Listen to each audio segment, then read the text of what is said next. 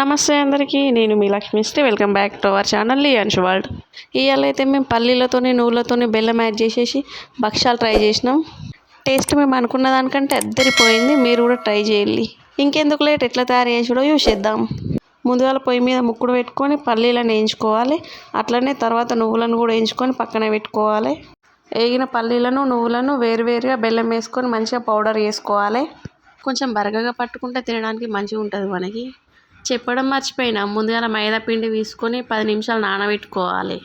ఆ పిండి నానలోపు ఈ ప్రాసెస్ అంతా కంప్లీట్ చేసుకోవాలి.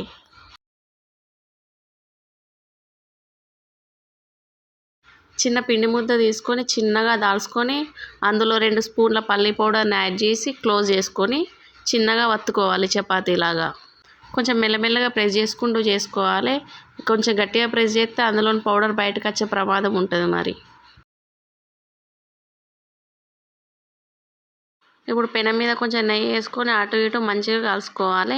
నువ్వుల పౌడర్ని కూడా సేమ్ ఇదే ప్రాసెస్లో చేసుకుంటే చాలా బాగుంటాయి. అంతే, మన యమ్మీ యమ్మీ నువ్వుల భక్షాలు పల్లీల భక్షాలు రెడీ అయిపోయినట్టే. ఇక మన ఛానల్ని ఎవరైనా మొదటిసారి చూస్తున్నారా అయితే వెంటనే సబ్స్క్రైబ్ చేసుకోండి. పక్కనే ఉన్న బెల్ ఐకాన్ క్లిక్ చేయండి. అలా చేయడం వల్ల నేను ఏ వీడియో అప్లోడ్ చేసినా మీకు నోటిఫికేషన్ అయితే వస్తుంది.